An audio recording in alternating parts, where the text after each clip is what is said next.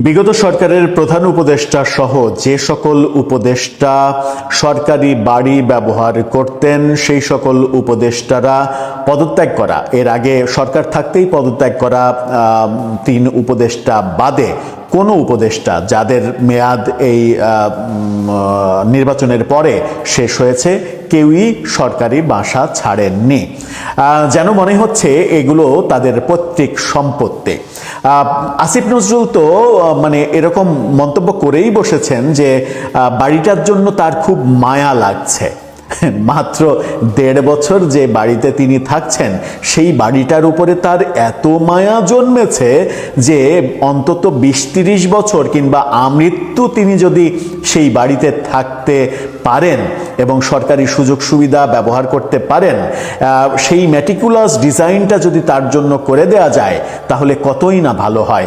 মিন্টু রোডে থাকবেন সরকারি বাড়িতে, সেখান থেকে সরকারি গাড়িতে ঢাকা বিশ্ববিদ্যালয়ে ওইটুকু রাস্তা যাবেন, ঢাকা বিশ্ববিদ্যালয়ে গিয়ে একটু চা পান বিড়ি খাবেন, খেয়ে আবার মিন্টু রোডে যাবেন, অফিসার্স ক্লাবে গিয়ে রাতের বেলা আড্ডা দিবেন, একটু এটা ওটা খেলবেন, এটা ওটা খাবেন।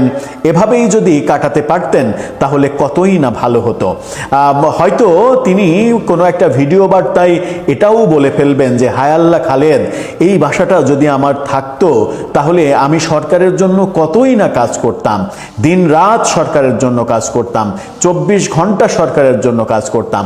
সরকারের কাজ করা মানে তো আল্লাহকে খুশি করা, আর আল্লাহকে খুশি করতে পারলে তো আমার বেহেশত নিশ্চিত।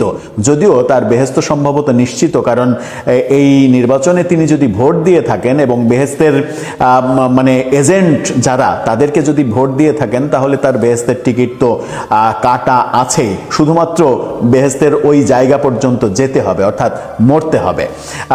সেই মৃত্যু আমরা কামনা করি না, আমরা প্রত্যেকেরই বেঁচে থাকা কামনা করি সুস্থভাবে, এবং তারা যে মবের সংস্কৃতি তৈরি করেছে সেই মবের সংস্কৃতি যেন কোনোভাবে তাদেরকে স্পর্শ না করে এই শুভকামনাই করতে চাই।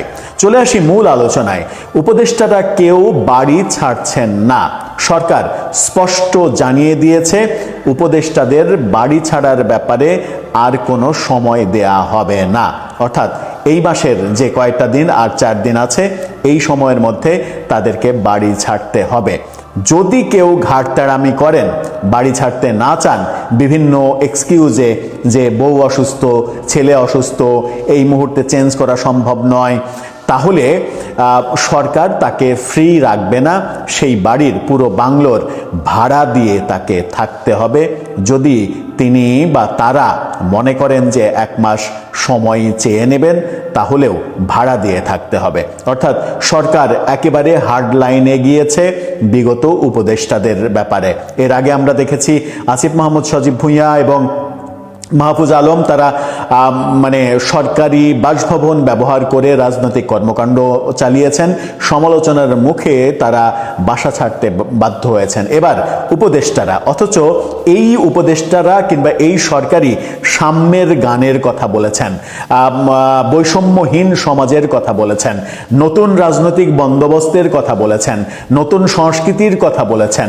সেগুলো বলে মুখ মানে সংস্কারের হাজারো এজেন্ডা সামনে এনেছেন, অথচ নিজেদের জীবনের সংস্কার এক আনাও করেননি। প্রধান উপদেষ্টা এখনো তিনি যমুনাতে কি করছেন? তার কি ঢাকা শহরে থাকার জায়গা নেই? তার ঘুমানোর জায়গা নেই? তার এত এত সম্পদ, মিরপুরে গ্রামীণ সেন্টার, ঢাকা শহরের সব থেকে মানে উঁচু বিল্ডিংটা, সম্ভবত এরপরে মতিঝিলে একটা হয়েছে তার চাইতে উঁচু বিল্ডিং, তাছাড়া ওর চাইতে উঁচু বিল্ডিং ঢাকা শহরে ছিল না। এরকম একটা উঁচু বিল্ডিং তার যে প্রতিষ্ঠান, Yunus centre, a centre, O centre, গ্রামীণের শত শত প্রতিষ্ঠান, তার থাকার জায়গা নেই। অবশ্য তার প্রেস সেক্রেটারি বলেছিলেন তিনি এতই সহজ সরল, তার একটা বাড়ি নেই, তার একটা গাড়ি নেই, তিনি সিএনজিতে চলাচল করেন, হয়তো বা কখনো কখনো অটোরিকশায় চলাচল করেন, সেই কারণেই বাড়ি নেই বলে যমুনাতে অবস্থান করছেন। রাষ্ট্রের উচিত গত 1.5 বছরে তিনি দেশকে যেভাবে উদ্ধার করেছেন তাতে যমুনাটা তার নামে ট্রান্সফার করে দিলে সেখানেই আরাম আয়েশে জীবনের বাকিটা সময় কাটাতে পারতেন। চলুন সরকার কি সিদ্ধান্ত নিয়েছে, কি বক্তব্য পাওয়া যাচ্ছে সরকারের পক্ষ থেকে, বাড়ি ছাড়ার ব্যাপারে কি কি ইনফরমেশন পাওয়া যাচ্ছে সেগুলো একটু বুঝে দেখি, আলোচনা করার চেষ্টা করি এই ভিডিওতে। থাকবেন পলিটিক্স টিভির নিয়মিত আয়োজনে।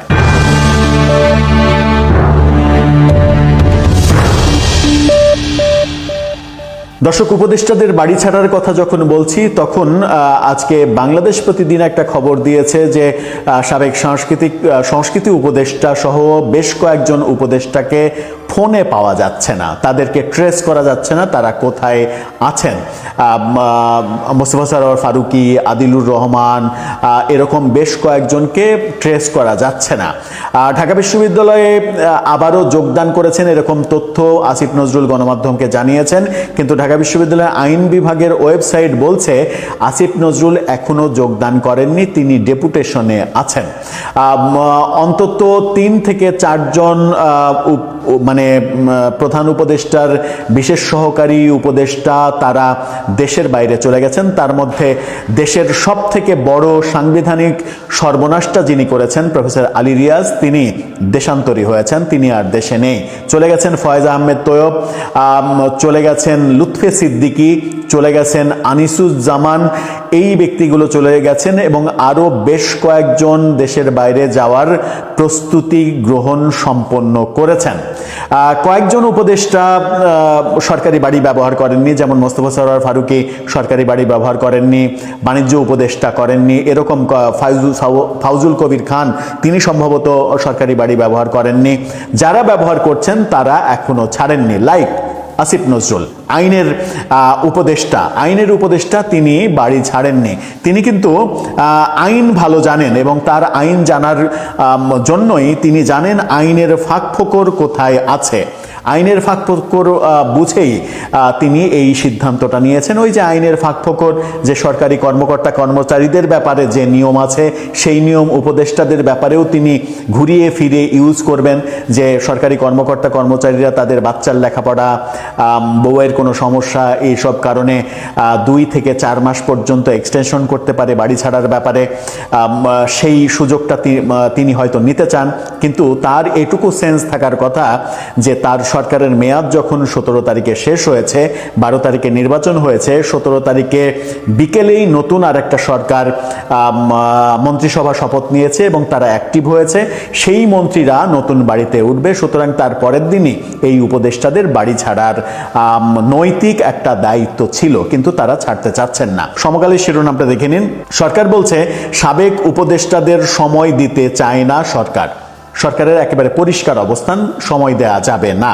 সেখানে বলা হচ্ছে যে বিগত অন্তর্বর্তী সরকারের উপদেষ্টাদের সরকারি বাসভবনে বেশি দিন রাখতে চাইছে না গৃহায়ন ও গণপূর্ত মন্ত্রণালয়। চলতি মাসেই তাদের বাড়ি ছেড়ে দেওয়ার ইঙ্গিত দিয়ে দেয়া হয়েছে। এরপরও যদি কারো বিশেষ অসুবিধা হয়, কেউ যদি 1 মাস থাকতে চায়, তাহলে তাকে সরকারি ভাড়া পরিশোধ করতে হবে।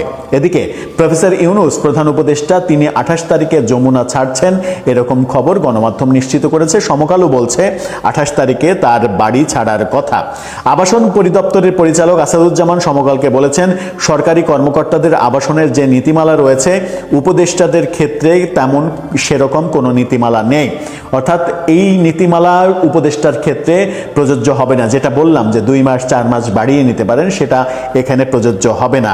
এই কারণেই নতুন যে মন্ত্রীরা বাড়িতে উঠবেন, নতুন মন্ত্রী প্রতিমন্ত্রী ইতিমধ্যেই বেশ কয়েকজন, অন্তত 21 জন মন্ত্রী প্রতিমন্ত্রী নতুন বাড়িতে ওঠার জন্য রিকুইজেশন দিয়েছেন, আবেদন করেছেন। এই তথ্য আমরা গতকালকেই নিশ্চিত হয়েছে, আজকে হয়তো সেই সংখ্যা আরও বেড়েছে। 2-4 জন বাদে প্রায় সবাই সরকারি বাড়ি চাইবেন, সরকারি বাড়িতে উঠতে চাইবেন, এটাই স্বাভাবিক। সেই ক্ষেত্রে তাদের ওঠা আরও অনেক বেশি ডিলে হয়ে যাবে যদি এই উপদেষ্টারা বাড়ি ছাড়তে না চান। এই উপদেষ্টারা বাড়ি ছাড়তে চাইবেন না কেন? এরা তো রাজনৈতিক কোনো ব্যক্তি না, এরা তো রাজনীতিবিদের মতো চরিত্রহীন না, তাদের ভাষায়, আমার ভাষায় না। তারা রাজনীতিবিদদের যেভাবে দেখতেন, যেমন রিজওয়ানা হাসান বলেছিলেন যে 54 বছর রাজনীতিবিদরা যদি কিছু করতে পারত দেশের জন্য, তাহলে তো আর আমাদের আসতে হতো না। তার মানে রাজনীতিবিদদের চরমভাবে অপমান করাই এই বিগত সরকারের কাজ ছিল। তারা তাহলে মানে এরকম কাজ করবে কেন? তারা কেন নীতিহীনতার কাজ করবে? তারা তো দায়িত্ব গ্রহণের মানে দায়িত্ব শেষ হওয়ার 1 ঘন্টার মধ্যে কিংবা একদিন আগেই বাড়ি ছেড়ে দেয়া উচিত ছিল, সেটা হচ্ছে না কেন? সরকারের এই কঠোর অবস্থানের কারণে আমার মনে হয় তারা এবার বাধ্য হবে। দর্শক, আপনার মতামত জানিয়ে লিখতে পারেন আমাদের কমেন্ট বক্সে।